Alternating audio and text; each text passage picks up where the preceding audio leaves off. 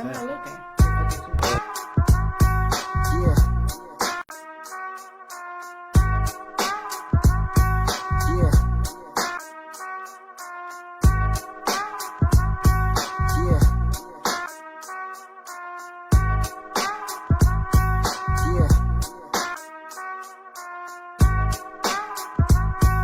Yeah.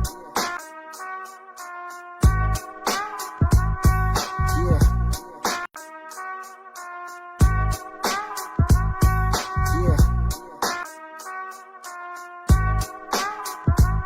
Yeah. Yeah. Yeah. Yeah.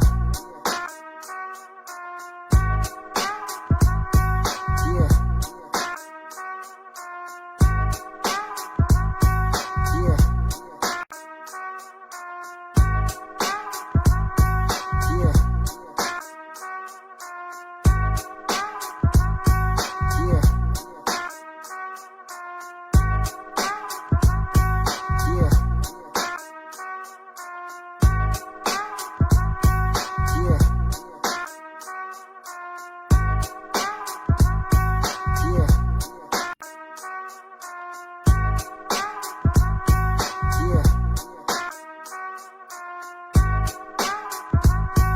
Yeah. Yeah. Yeah.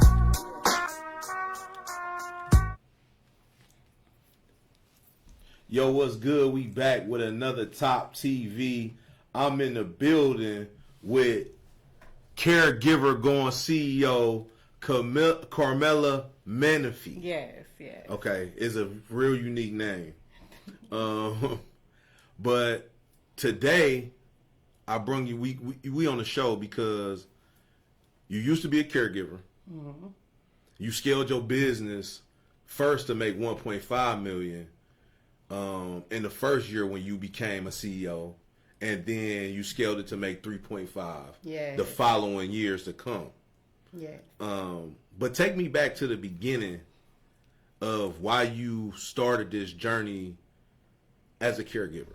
Absolutely. So, in like 2010, my best friend at that time, she was a supervisor. She was a caregiver as well. She was a supervisor managing a home, and she told me to get into the field. So I tried it. As soon as I tried it, I immediately fell in love. I'm like, this is what I want to do. And I did that for like 10 years. Well, altogether, it's probably been about 15 now, but decided to go on my own a little bit before COVID. Yeah. Yeah. So right before COVID, what struck you to move in that direction as starting your own agency? Yeah. So I was a supervisor. Like I immediately started managing, moving up into management like immediately. I probably was like 6 months in when they promoted me to a manager. So I'm supervising multiple behavior homes. I'm doing all the documentation. I'm handling all the behaviors and everything like that. And I was only making $12.38. So you like, I'm running the spot. Yeah. You know what I'm saying? I'm basically doing all of the work, the paperwork, and I'm caregiving. Yes, absolutely. So I know the ins and outs. Yes. Yes, I was handling the finances. I'm making sure their bills paid. I'm doing the scheduling and all the things. And I wasn't the one taking home the bag. Yeah. I'm making $12.38. You like, I'm doing all this work, and I ain't making all of the money. Yes. I'm like, I got to do something different. Yes, yes. What were the biggest obstacles you encountered when transitioning from a caregiver to an independent agency owner? I would say initially I didn't believe that I could do it. I didn't, even though, like I just said, I was doing all the things. I felt so far away from the CEO of the agency I worked at. So it seemed like it was something that made them more superior than me. So I would have to say that it was my mindset that needed to change more than anything. Yeah. Because once I got over the fact that, no, you can do this. You already doing the work. You just didn't own the agency. You're still doing everything. Mm-hmm. Once I got over that and just started doing what I already knew to do, it was lucrative right away. So let me get this straight. You working for somebody? You was working for 10 years in the caregiving field as a caregiver before you became an owner. What was the thought process? That was the thought process I'm doing all this work. I'm doing the paperwork. I'm taking care of people. Now, what transitioned you to the CEO, though? Okay. So I think I just got fed up, like not being able to take off holidays, not being a person who can say, even when I wanted to take PTO, somebody had to approve that, and 9 times out of 10, they like, we're understaffed. You can't take that time off. So I'm not getting the time off that I need because I'm the one running everything. Yeah. So I'm like, I'm fed up. And I'm only making $12.38. I had an evaluation where my supervisor, even though I was managing all the behavior homes, she told me she couldn't give me a perfect score. She said even though I had ran this home with a new client who was high behavioral, putting all these different things in place that was over and beyond what my job description was, she told me she couldn't give me a perfect score. She couldn't give you a perfect score, Yes. and you was basically taking care of the whole operation. She said she wasn't allowed to. So not that I wasn't going over and beyond. She said she wasn't allowed to give me a perfect score because nobody's perfect. Wow. But I'm doing a perfect job here. Right. I'm not saying I'm Jesus. I'm just saying I'm doing the work. Yeah, I'm doing the work. Yes. How did that make you feel at that point? I felt like no matter what I did in this position, I have already outgrown this position. So no matter what I do in this position, it'll never be enough to get me what I should have.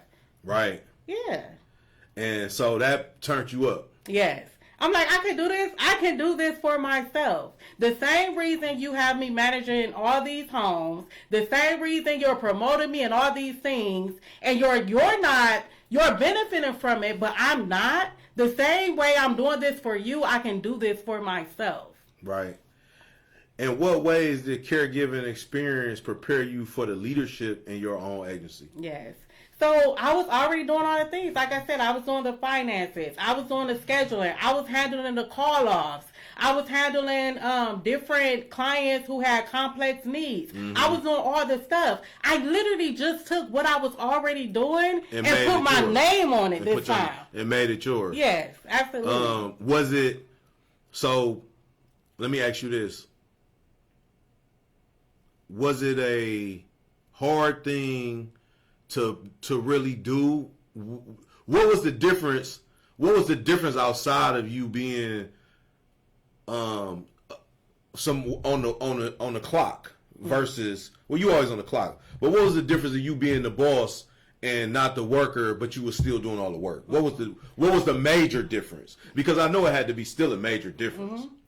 So I still had to do the work, like you said. I initially started off doing transportation in my own vehicle. So I was my first staff. So yes, I'm the one picking up the clients and all the things. But it was this feeling of appreciation. Yeah. Appreciation because I'm the one doing the work, but it's mine now. Yes, I'm the person who got to pick up the clients, drop them off, but my name on it at the end of the day. It's my name on my shirt. Yeah. You know, so it was like this appreciation that I was doing it and I was leaving something for my children. Was it more is it more pressure to, because I know that somebody else is handling basically most of the business, and you said you was handling most of the business, but was it more pressure on you when you decided to switch over and start your own agency? Was it more pressure and, you know, as far as the paperwork and, you know, just the long hours and stuff like that? Because I know the hours became more longer as well.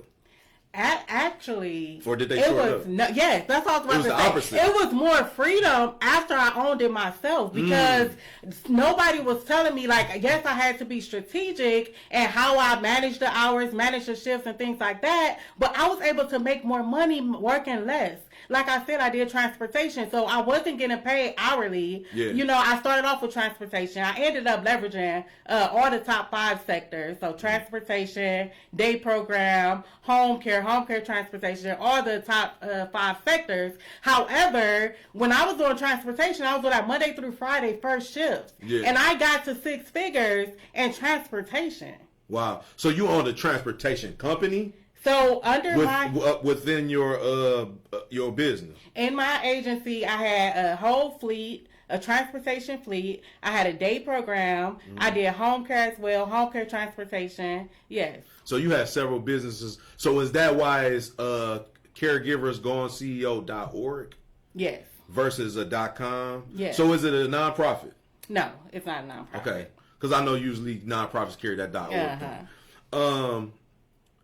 You mentioned the brutal truth nobody tells caregivers. What does the truth entail? And why is that so important for caregivers to recognize? So I think caregivers don't realize that we, and I say we because I was a caregiver for 10 years myself, like you're being exploited. Like you're the one making all the money. Like you're making the agency thousands and thousands of dollars and you have to work overtime in order to be able to pay your bills. Yeah. And you can't take vacations. You can't do the things you need to do in order to take home enough money to just live. And they're being able to do over and beyond what you can do. And you're doing all the work. So, Carmella,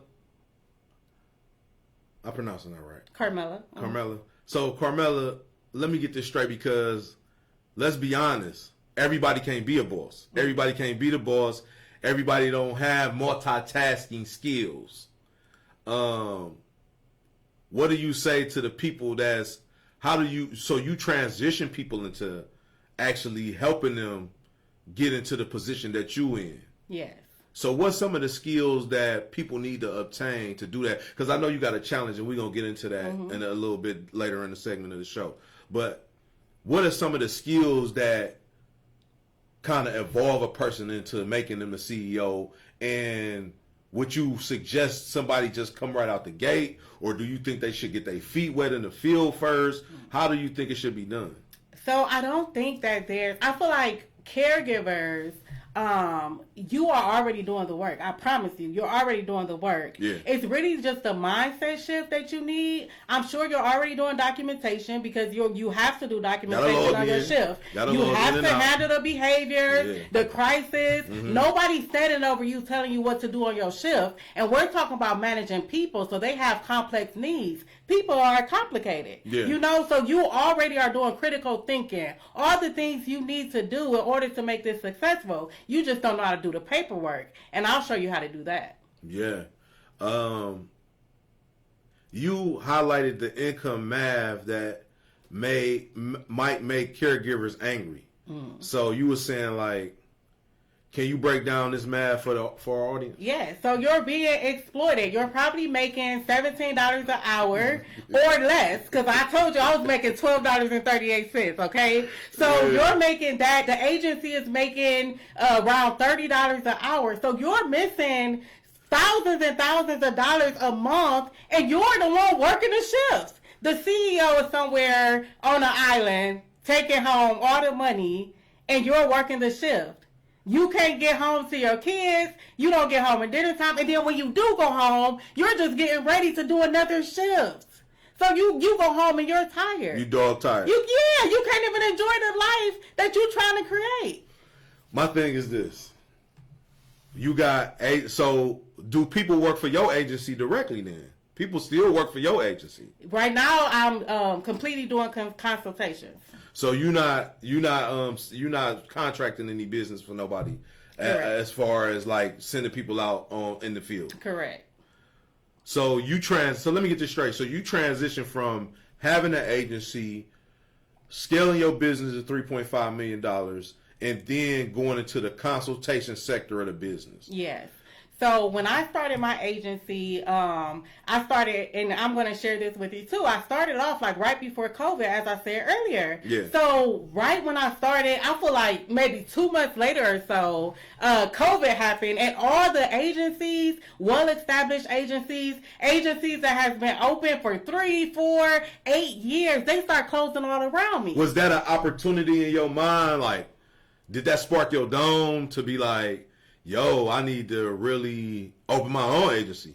This time, did that spark you? I didn't even know that COVID was about to happen when I opened. I just happened to step out, open up my agency, and then like around the corner was COVID, and everybody was shutting down. And so that could have deterred me, but I couldn't fail. Yeah. I had a child at home. I'm like, this gotta work. Yeah. This has to work. So day programs closing around me. So I'm like, okay, if the day program closes, then non-medical transportation is going to go down too. So I had to pivot into home care. That's why it's so important as an agency to make sure you're approved for multiple sectors. And I teach you that as well, because you need to be able to pivot, because anything can happen. Yeah. And I learned that during COVID. Staff can go down. Yeah. You know, clients can go down. Day program, different sectors can go down. So you became multifaceted in your area. You didn't just provide home care. You provided transportation. You provided home care. You said day program, vocational program. Yes. Vocational program. So you like teaching. You like educating. Yeah, educating them on how to work. Yeah. So I taught them life skills and stuff too, but then I also taught them how to do work programs so that eventually they can go out and work if they wanted to. Wow. And you talking about the actual patients? Yes. So I work with developmental disabled adults. That's DOD? I'm sorry. Is that DODD? Yes. Yeah, that's DOD. Yeah. That's how you pronounce it? DODD. Oh, DODD. Yeah, Oh, it's yeah. not like a word. It's Right. it's just an acronym. Yes. So you work with, so you actually have skills in all of these areas, and you compounded these skills to create this agency. Yes. Wow. That's something, because, sometimes you got one trick ponies and people don't know how to do that, but you seen avenues in every area to be able to make multi income. Yeah, because that's the reason why. Is that how you was able to down. make the money that you made? Because Yes. you was able to put all of these different skills together and leverage it through your business. Absolutely. Yes. One business under Yes. one umbrella. Yes. Wow, that's dope. That's something right there. In your view, what are the main barriers to entry for caregivers looking to become independent providers or agency owners? Yes. So I think that a lot of times caregivers just get intimidated with the term CEO or owning their own agency. They're just intimidated with that wording because they're already doing the work. Yeah. So I think once they overcome that barrier, they may think of the paperwork. Because even myself, I just assumed that the paperwork was going to be more than I could do. Yeah. I had to have something crazy under my belt in order to transition from being a caregiver to a CEO. And no, it was everything I already was doing. Wow. So I think a barrier is the paperwork, is the intimidation, is thinking you don't meet the requirements when I promise you 9 times out of 10 you do. Mm-hmm. What role does DODD system play in helping caregivers achieve recession-proof income? So, like I said, being able to stack services. So, the beautiful thing with the DODD sector is these clients need more than one service. If they are at your day program, they're going to need transportation to your day program. If they're in your home care program, they're going to need transportation to the store. So, this is all billable services. Yeah. And then also, the beautiful thing about DODD is if you're providing a home care service, they usually have roommates. So that one house probably has 2 to 4 other individuals in it as well. So you're stacking, you're getting different revenue streams from each person, and they're probably getting 2 to 3 services each as well. So let me get this straight. So in caregiving and home care agency, because it's a home care, right? Mm-hmm. So in home care agencies, you can have a home where you got a husband and a wife that maybe need care, and you can, is it a double shift? Is it one single shift and you taking care of 2 people? How is that working? So in the DODD sector, they're probably roommates. More often than not, they're not related. As in ODA, they're probably related. If you do find somebody that has more than one, they're probably husband and wife, like you said. Mm-hmm. But with DODD, these individuals are probably not related. Mm-hmm. They just, because they don't have the income to live on their own, they have roommates. So it may be 3. So like a boarding house. I guess, so to speak, yeah. Yeah. And then the beautiful thing also is you don't have to own the home. You actually can't own the home and also do the services. So it's their home that they're renting out, and all you're doing is bringing in staff, 24/7 staff, and you're billing for each individual that you're providing this service for. And they need multiple services. Because you're the person doing the 24/7 care, you'll also be the person taking them to get their groceries, taking them to their day program and things like that. So you're billing for all these different services. So opposed to like Ohio Department of Aging, where you have one or maybe two clients, you have 3 to 4 clients, and you're getting multiple revenue streams from each client. Now let's talk about 10K in 90 days. Formula. How does it empower caregivers to take charge of their financial future? Yes, absolutely. So that's what I do. My challenge that I do monthly is showing caregivers how to get certified, also independent providers or new established agencies, how to first get certified if you're not certified. If you're a caregiver, I can show you how to be an independent provider or agency provider, and no, you do not have to be independent in order to be agency. And then if you're a new independent provider, I can show you how to get to that 10K so that you can become an agency owner. And if you're a new agency owner, I show you how to use that 10K to make it into 7 figures so that you can do what I did with leveraging services. And so you got that challenge. You got that challenge going on right now. Yeah. So the next challenge is January 22nd, and you can join that challenge at caregivergoneceo.org. It's on the screen right there if you're watching, down up under her name. And so let me get this straight. It costs 10K to start an agency? So it doesn't cost 10K to start the agency, but you are required to have 10K in capital as a requirement to do the application for the agency. And it's your money, so you're not paying them the 10K. They just want to make sure you're an agency that has some capital. So I show you how to use, if you don't have the 10K, you don't know how you're going to get the 10K, then I'll show you how to become an independent provider, get the 10K in 90 days, and turn it into an agency. Can you share a story with us that you did help someone do that? Yes, absolutely. So I do it often. I can tell you about a caregiver that I took from being a caregiver, making a little over $15 as a caregiver. And she got testimonies online too. Yes, you can check my testimonials out. I'm gonna give you an example of all 3 actually. So I took a caregiver to becoming an agency owner. She was making about 15 something an hour. She started her agency and she moved to 12K in the first 2 months, and now she's at 7 figures. She's about 2 years in now. She's at 7 figures. She's a millionaire. I took an independent provider from being an independent provider. She's a millionaire in 2 years.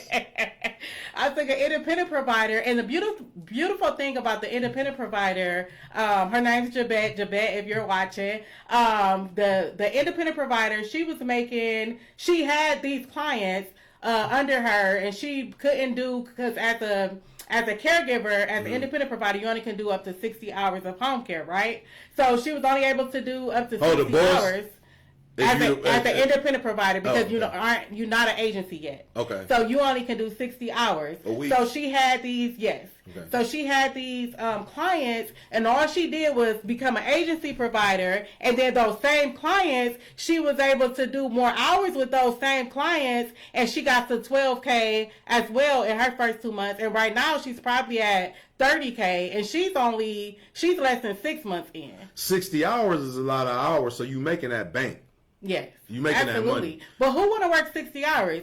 If you need to be an independent provider so that you can leverage to an agency, then go ahead and work the 60 hours. However, I'll show you how to use non-medical transportation where you work less than 40 hours to your 10K. If you wanted to do home care, you could do home care, but you should be leveraging being an independent provider to be an agency where you can ultimately not work any hours and make 7 figures. Exactly.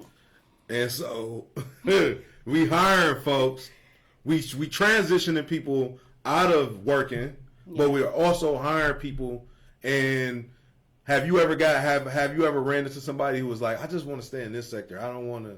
Yeah. I just want to work. I don't want to have the responsibility that you have. Yes. So I meet a lot of independent providers, even caregivers who say, well, I don't know about being an agency owner because I don't want all those responsibilities. But once you put a plan in place, a system in place of who manages what, your hands is off of it. Yeah. So you're doing less work. And I think it takes actually walking into that to see that you're actually doing less work. I would go to restaurants and chill at a restaurant all day, and everything is managed at my agency.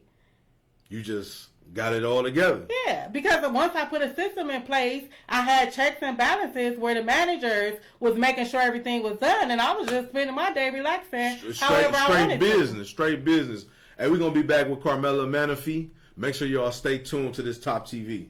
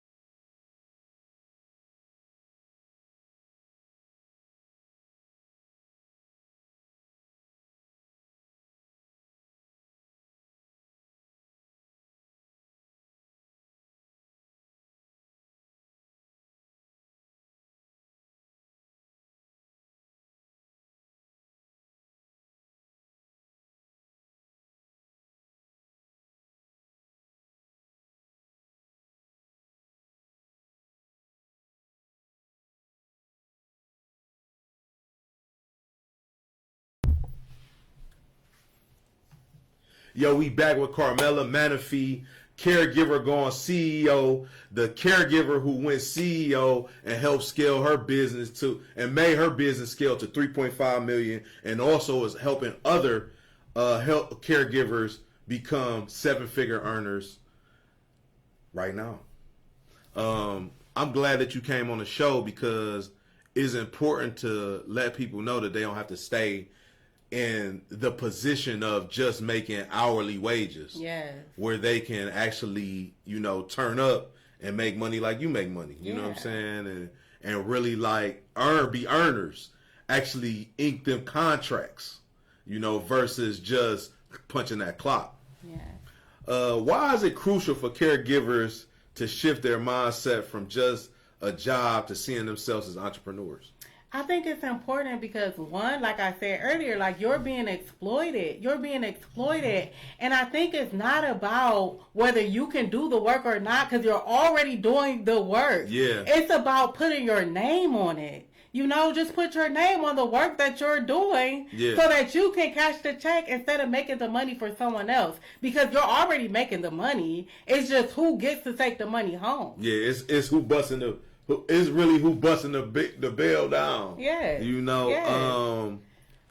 What inspired you to create Caregiver Going CEO Pathway, and how has it changed the lives of those who have followed it? Yeah, so true story.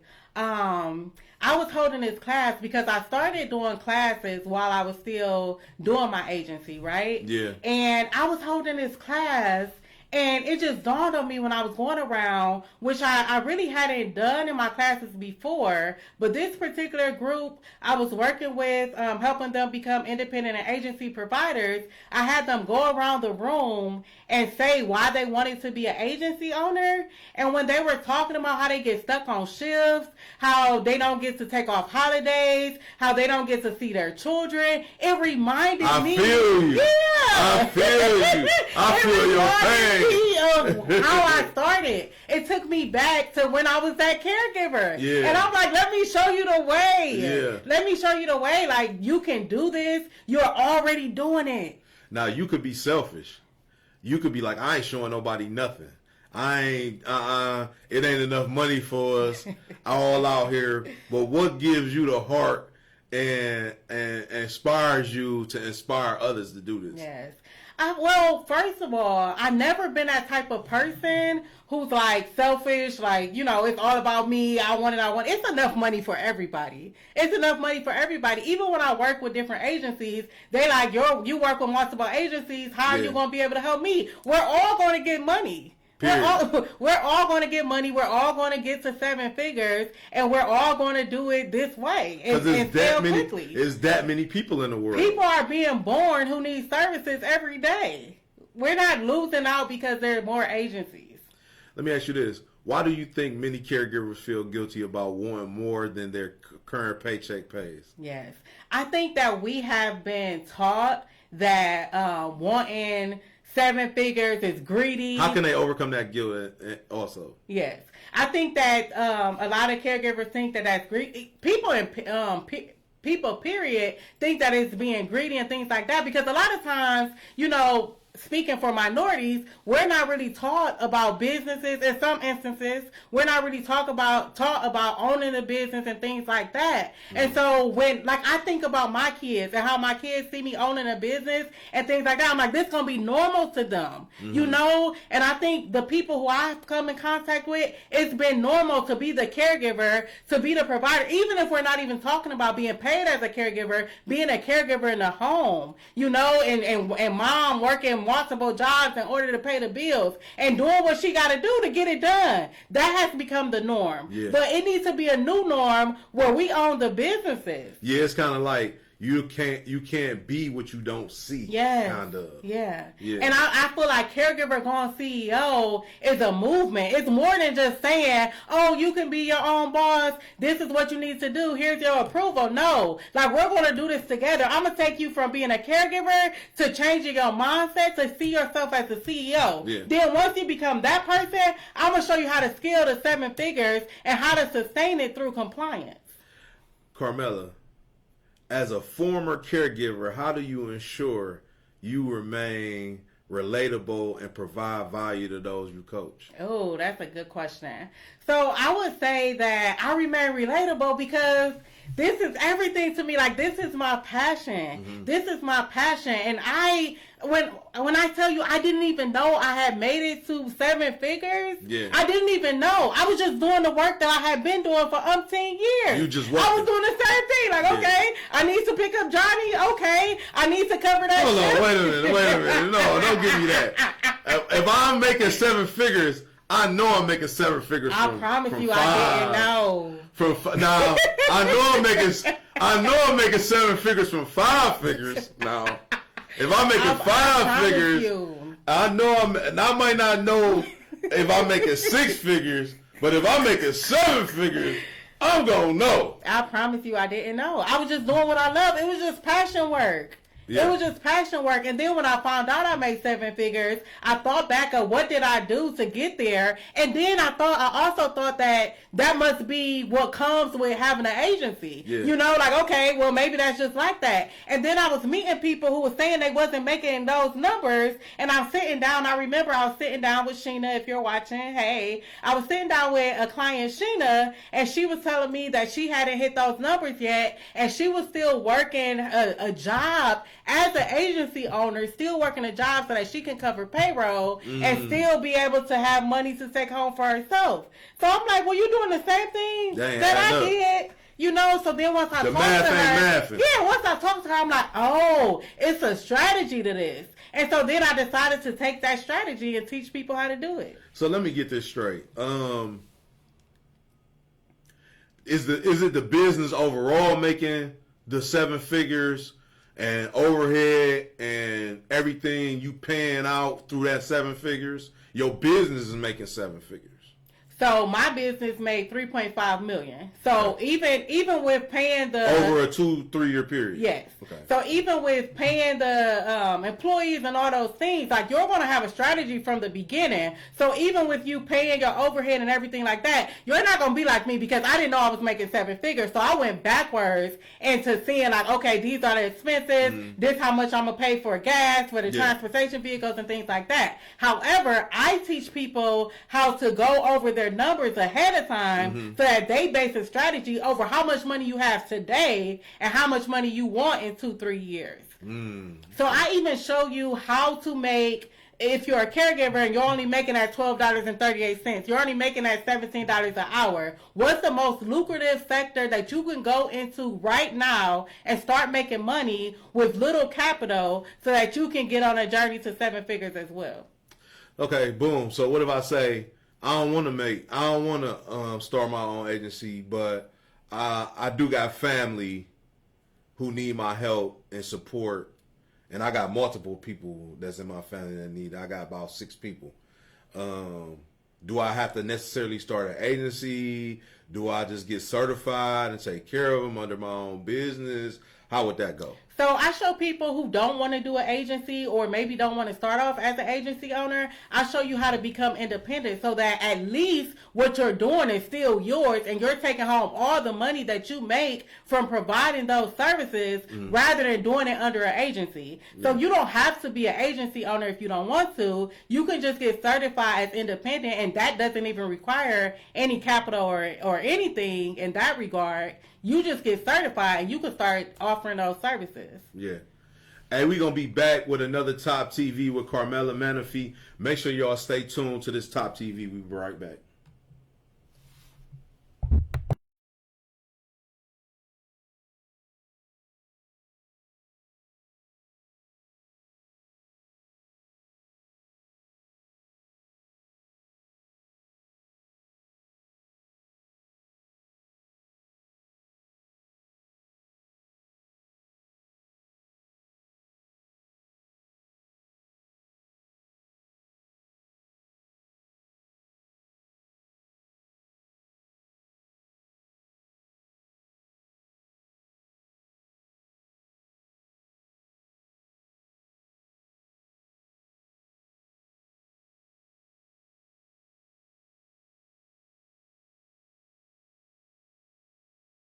I made it available to everybody.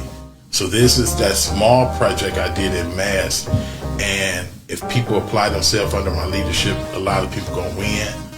But I really need serious students, and it was just like I learned it was bigger than me when I started winning people cases, because there's nothing like another case. I was in the lunchroom and the warden came surrounded me. I'm eating lunch with my guys. And he said, Jermaine, I want to thank you. And he was like, this lady just called our office crying. Her son won. And it was just like those little bitty moments.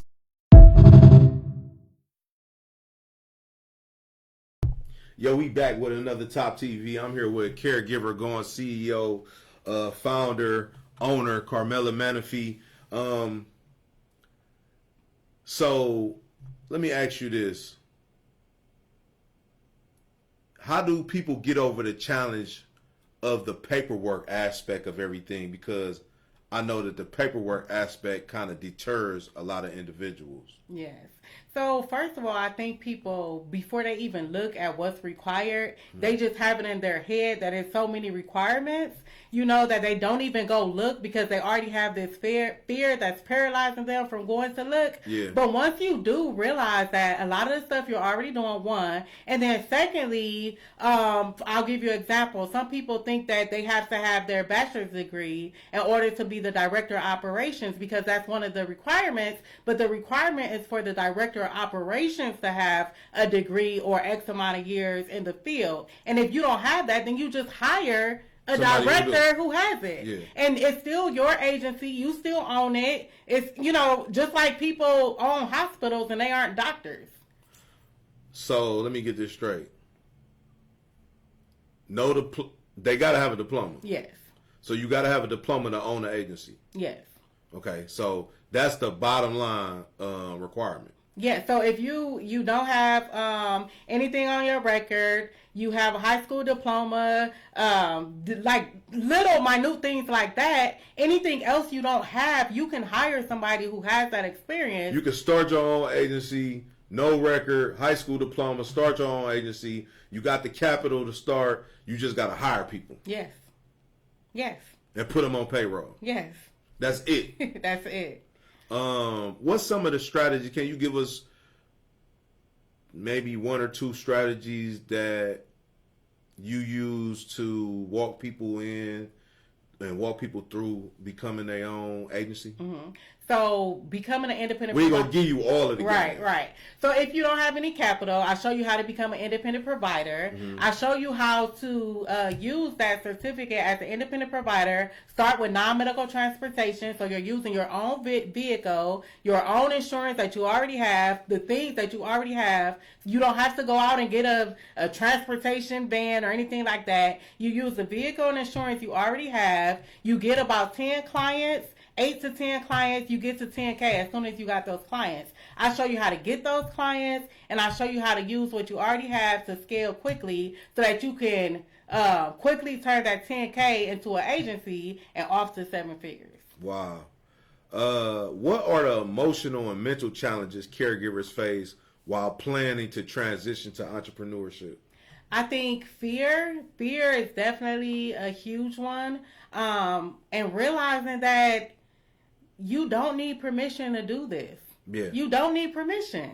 You ain't got to ask. Yeah. Just do. Yeah. Just do. Just And if like you don't Nike, know, if you don't know what to do, find somebody who can help you do it. Hello? Find somebody who can help you do it. It's my passion to help you. I want you to succeed. I want you to be off to 7 figures. It's no reason not to do it, especially right now. Yeah. Right now, like even being an independent provider, there's little to no money that you have to put up front in order to do so. It's no reason. What's the requirements to be an independent provider? High school diploma. Okay. And you don't have to have capital to be an independent provider. You have to have the 10K capital to be an agency owner. That's why if you don't have the capital, okay, let's get you independent so we can get that 10K quickly, and then you could be off to being an agency owner. So do you teach both agency Yes. owner and what was the other? Independent provider. Independent provider. So I teach you how to become an independent provider. I teach you how to become an agency owner. And then for agency owners that are already established, I teach you how to leverage multiple services so you can get to multi 7 figures. And I also help you with compliance. So is it like independent provider, agency, or is it like I could just become an agency? You could just become an agency. That's what I did. I never was an independent provider. I went from being a caregiver to being an agency owner. Oh, so that's what we hear people say. Oh, I work for the Johnson family or the Cohortius family, and you just go into their house and they paying you to come up to their house. Yes. And that's where you're an independent provider. Mm-hmm. Versus saying that you going to be a worker, you working under caregiver, going CEO. If you're working for an agency, under an agency, then yeah, you're a caregiver. If you working for yourself, then you're an independent provider. You working for Mr. Johnson and them, right? You're an independent provider. Yes. So directly. you're working. Yes. They cutting you a check directly. Yes, and you don't have to have staff or anything. It could just be you. Yes. Mm-hmm, mm-hmm. If you want to have staff to make it a more expansive business, and you want to become an agency owner, you cannot have staff as an independent provider. You can't. No. Can't have no one helping you. No. Oh, why is that? So because you're certified to be independent, that means that you can't have any staff. If you're an agency, that's when you can hire. You can only have one staff as an agency. Honestly, if you are the only staff under the agency, you can still bill at the agency rate and get more money. So even if you're an independent provider and you know that one day you want to become an agency, I would switch over, get certified for agency, grow under agency, because you can bill at a higher rate and then start hiring staff when I was comfortable. So it's like, okay, if I got 3 contracts, I can work all 3 contracts. If I'm an agency, I can do it by myself. Correct. You could, yes. I don't know how much like pressure that would be on somebody to do that, but you know, that would probably be a lot of pressure. Yeah, and it really don't make sense. So you want to hire somebody, once you become an agency, you should at least have your right-hand person. That's the purpose of becoming an agency. Yes. To be up to provide jobs for other folks. Yes. And you want to scale. And make more money. Yes. You want to be able to scale comfortably, and you want to keep your reputation intact. So going to work all these different houses and stuff, you might show up late because you're, tired and things like that. So you want to protect your reputation as well. Yeah.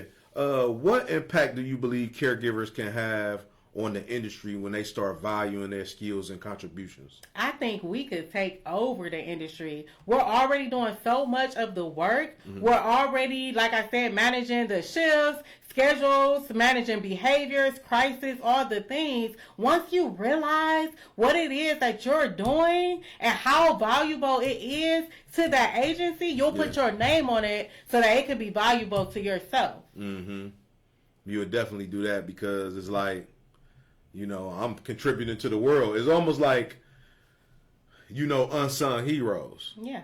Because people do need caregiving. Do you feel that way? Yeah. So I feel that caregiving, like everybody needs a caregiver at some point in their life. When they're born, they need somebody to take care of them. Yeah. When you're older, and then if you have disabilities or things like that, you need a caregiver. Caregivers aren't going anywhere. I just want caregivers to realize what you're contributing to the world, what you're contributing, and how it's being exploited when you don't own what you're doing. Yeah. Do caregivers dabble in with toddlers? Do you have? So you could be. So I even if they don't have a disability or anything like that. Yeah, so you could be a caregiver. That's like having a daycare or anything like that. You're still considered a caregiver. Okay. And I have caregivers. Period. I have caregivers. Period. Tap into this to become an agency owner for DODD. So it don't matter what. You could be an SCNA. You could be a CNA. You could be a nurse. You could be a direct service provider. So not only do you help start people with their own agency as far as caregiving, you can help them with daycares or DODD. You can have a day program under DODD. Okay. So I'm saying you could take the skills, if you're working at a daycare, you can take those skills over here to DODD and own an adult day program and be doing the same exact thing, activities, field trips and things like that, and it be under yourself. Wow. What's one key takeaway you want every caregiver listening to this podcast to remember as they consider their next step? I want you to realize what you are doing, what you are offering to these agencies. 9 times out of 10, you've probably been a caregiver for 2, 5, 10, 15 years because that's how we are with our passion work. But I want you to take that and put it under yourself, put your name on it so somebody else doesn't benefit off of your brilliance. I want you to go to Caregiver, go on CEO, and join the challenge today. So what made you come up with the challenge? So I think the challenge to me signifies that it's a lot of us. It's a movement. We're doing this together. You're not on your own. I'm going to take you through it. I think the challenge signifies that. And I want caregivers to come from every different area to be able to do this. And I want to show them that we're doing it together. Is this just an Ohio thing, or do you do it in other locations around the world? So right now I am focusing on Ohio because that's where I launched and grew my agency to 7 figures. Yeah. And I want to make sure I'm going deep with my clients instead of just trying to go wide. Is this a hub for healthcare? I know that of course, everybody's gonna get older. Like you said, you got young people, you got older people. But is this one of the main hubs to be able to do that, or is this a worldwide epidemic with caregiving, like, you know, you can go anywhere and do this thing? So I do think that caregivers, wherever you are, if you're a caregiver, I feel like you could make this lucrative for yourself anywhere you are. I like in different sectors as well. I like DODD for what I told you before. There's multiple people in the homes. There's multiple people needing multiple different services. So it's easy, instead of having to have 50 clients, you could get to 7 figures with 10, 15 clients because you're getting multiple revenue streams. Yeah. So I think DODD specifically has that type of impact on helping you grow to 7 figures quickly. Yeah. What advice would you have for maintaining sustainable growth once agency owners reach their initial financial goal? Compliance. I think that people do not realize how serious compliance is until later, because usually you're not having an audit until you're a year. I've seen people have an audit 2 years in, so they think that they're okay, they're making all this money, and they're not really crossing their T's and dotting their I's, and then an audit happens and they don't know what to do. Yeah. So I think it's important to make sure you're in compliance day one, and that's why I help establish agencies as well, to make sure you're in compliance, because you don't want to just make all this money. You want to make sure you keep it and that you sustain your agency long term. What's some of the compliances that can get somebody shut down? So if you're hiring people, you're not doing their background checks, you're not putting them in ARCs or RAT back and things like that, and maybe they have a felony, maybe they shouldn't even be working with these individuals, or things like that. We're talking about a vulnerable population. Yeah, that's one of the main So ones. if you have a record and you're working with these people and it's something that could potentially be harmful or things like that, yeah, your agency can be sanctioned. You know, you can have all these fines and different things like that. And I don't think people understand the magnitude of how significant compliance is day one. What does it mean to strategically leverage services, and how can this transform a caregiver's earnings? Yes. So leveraging services is my favorite. Like, I teach leverage all day. So it's really talking about stacking services that make sense to stack together. Yeah. So if you have a day program, it makes sense to also offer non-medical transportation, because they're going to need transportation to the day program, and you want to be a one-stop shop, because you want to make sure all the clients are staying with you and coming to you, because you're offering them everything they need. Right. So you're offering them home care. You're doing home care transportation, the day program transportation, which is considered non-medical. You're offering all the things. And that's what keeps you from having to have, like I said before, 50 clients, because you're offering that one client 4 different services. So you can have 10 clients that's benefiting as if they're 40, instead of having 40 clients. Yeah. And running around like a chicken with your head cut off. And for those in Ohio, what are some common hurdles in DODD application process, and how can they overcome? Yeah, so like I said before, a lot of people get stuck at director of operations. Yeah. They think that, well, I don't have a 4-year degree, I don't meet the requirements for a director of operations, so they stop there. I hear this all the time. Or the 10K. 10K is not hard to make. I could show you how to make 10K in 90 days.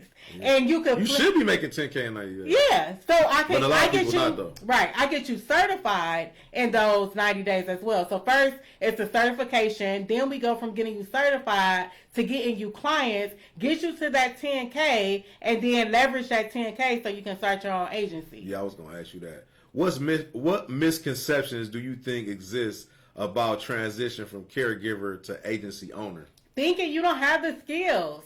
You know, because like I said earlier, the CEO, usually the agency you work for, you probably never even met the CEO. So you have this thing in your mind that the CEO is so superior, you know, and they're not doing nothing. Yeah. You're the one doing all the work at the agency. They're not doing anything. They don't know the clients. They don't know their needs. They're not managing crisis. They're not managing all these things that you do easy every shift like clockwork. And you're not banking your brilliance, they are. And that's how a person feel undervalued. Yes. That's how a person feel undervalued. That's why you started what you started. Yes, you know? Absolutely. You started Caregiver going CEO. with the current caregiver shortage, how do you see this impacting landscape for new agency owners? Mm-hmm.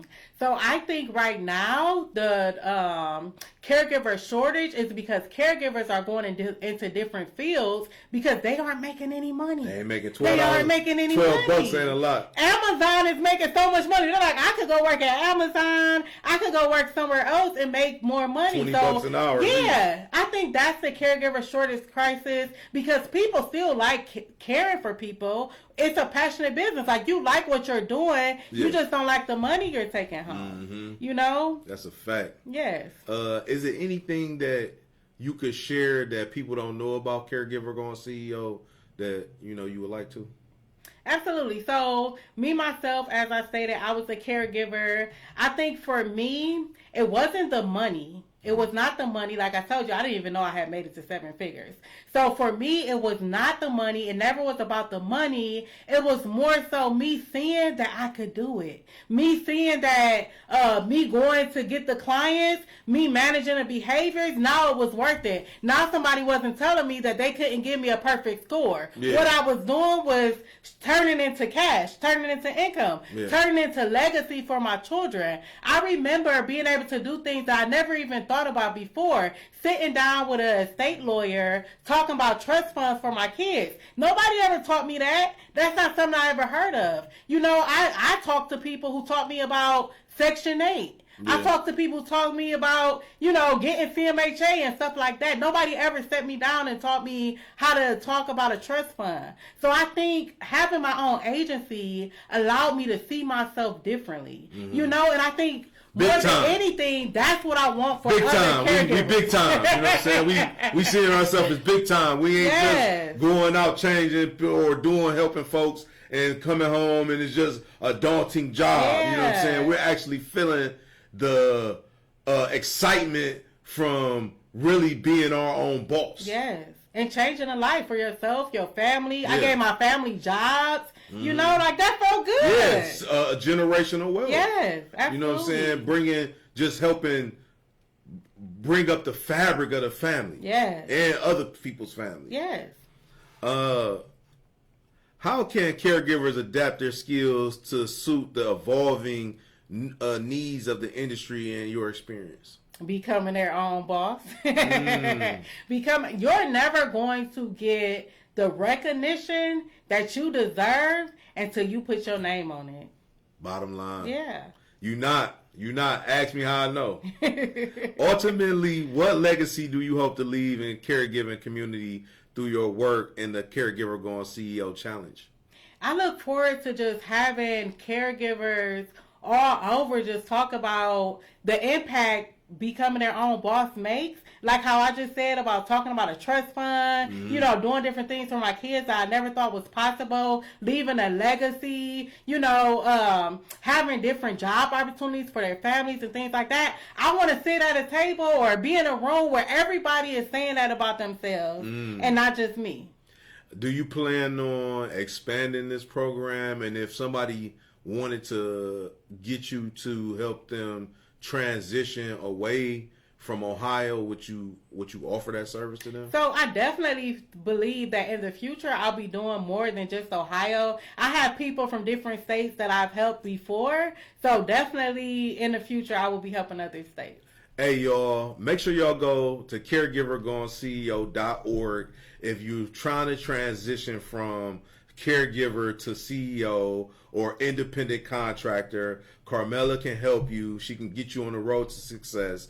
You know, I appreciate you coming out sharing your inspiring story to us, you know, because a lot of people, you know, need to hear this. Yes. You know, a lot of people are stuck and don't know which way to turn, but you just gave them a beacon of light, you know what I mean? They can come and get that. Question.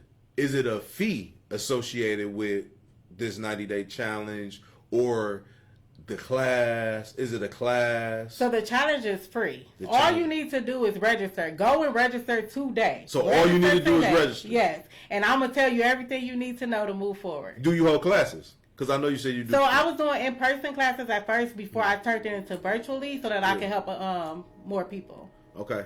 Hey, It's free right now. Yes. It might not be free after the 90 Yes. days. So make sure y'all get in contact with Carmella and stay tuned to Top TV and more inspirational stories like this. Until next time, y'all.